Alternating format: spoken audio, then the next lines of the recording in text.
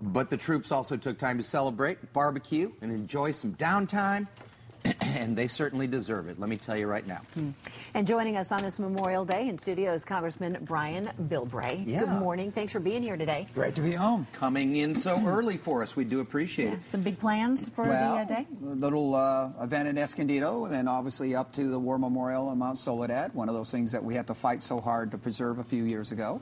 But really sort of making sure that we honor, but also celebrate our fallen heroes. I think too often in our society we mix up heroes with victims, and just because somebody has passed or been, killed doesn't necessarily mean they are the heroes. And I think the one thing in our society, especially the media, and let me give a cheap shot at the media, you mix it up because, a victim is somebody who was at the wrong place at the wrong time. But a hero is somebody who put themselves in harm's way and paid the ultimate price. And I think we really need to make sure we separate the two, that heroes truly chose to put themselves in harm's way and paid the price.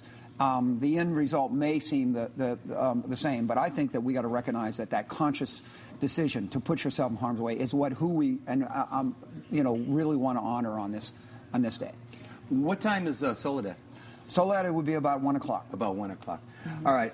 Front page of all the papers, of course, around the world are the oil story, front and center. This is getting bigger and bigger. Unfortunately, they failed to cap this thing. It didn't work, this top kill method or whatever. So many things to talk about when it comes to this. Number one, we were talking about building those berms around that the governor of Louisiana thought would block some of the oil coming in, but the government said what? Yeah, well, let me first of all say, I think that President Obama was getting a lot of cheap shots, and people do that. I think there's a problem with people thinking the president is somehow omnipresent and can just wave a wand. We still have processes that we have to go through, and overestimating the president, I think, is unfair to him. But this berm issue is one thing I think the federal government is really, and that's where leadership needs to step in. The governor general wanted to build berms to protect the estuaries. He wanted to move. There's where leadership has to say, I know the regular way we do things is do these studies. We don't have time. And a leader says, I will take the responsibility, I'll waive it, move on this, build these things. And I'll tell you, it's going to be 30 years ago this month that I had to take a lot of heat for trying to build a berm to keep sewage off our beaches in California. I understand where Jindal is on this issue. He's willing to take the leadership if the federal government get out of the way. And I think this is going to be one where we're really going to say the bureaucracy has to be more proactive and has to take a risk if you're going to protect the environment. And bureaucracy is playing a role in another way as well, because there is a potential solution to cleaning up the mess and producing more oil, actually, that's right here in San Diego, but there's some roadblocks that are preventing that from happening. That is really frustrating. Everybody wants to talk about green technologies, and we throw a lot of money at it.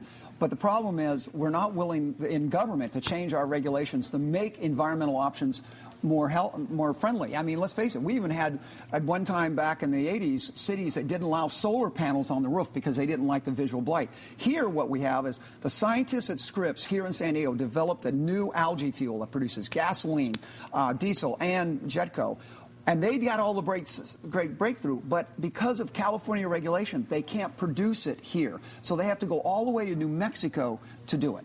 And that is one of those things that those of us that say that we really care about the environment got to be brave enough to change the regulations and take the heat for changing the regulations to move forward. And I'm really looking at right now, why doesn't the federal government make the Salton Sea and the surrounding area available for development of algae fuel? That's the real brave thing. It's salt water. The algae will grow in salt water. But are you brave enough to stand up and do the right thing? Take the hit from people who always love to find fault and point fingers, always blaming everybody for not getting something done, but are the first ones to attack those who try it. Well, I think that's one of the things we need to do.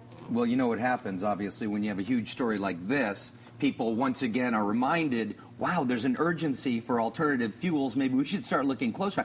I mean, something like this might actually push people into alternative fuels more than they would have before. Well, I think you're going to see that, and you're going to see that with a lot of people that approach the environmental concept more like a theology rather than a science. And just as you've seen climate change force people to rethink nuke, and you're seeing every major person that really moving the climate change issue understands we have to go back and have an aggressive nuclear power policy. That takes heat. People will attack you for that. But the same thing on citing these green technologies. You can't be passive. And it's so easy for those of us in Washington to write checks checks for your tax money and give it to people, which we've done, but it's tough for us to be brave enough to change our regulations. And let me tell you something. We put an environmental waiver in for the Woodrow Wilson Bridge over the Potomac. We put a waiver in so that we built the fence on the border. Don't we think that those kind of waivers also should be created to help save the environment? That's the point. And that's really where I think those of us in politics who claim to care about the environment, are we willing to be brave enough to do something rather than just complain about the private sector doesn't do enough? Few new brave men and women are needed, definitely, in this country. Brian Bilbray, Congressman, thanks for coming in this morning. And you're going to be where again? We're going to be in Escondido this morning, and we're going to be on Mount Soledad this afternoon. All right. Might see you up there. Absolutely. Take my motorcycle up there, take a little cruise. Great. Nice We'll ride. save you a parking spot. It's beautiful. Thank you, Congressman. See you later. And we want to remind everybody about some business closures in observance of the holiday today. All city, county, and state offices will be closed, along with courts, libraries, and recreation centers. Balboa Park will be open, though, but the public buildings in the park are closed today. However, museums that usually operate on Mondays are open. There will also be no mail and no trash pickup. No trash pickup. Got you covered.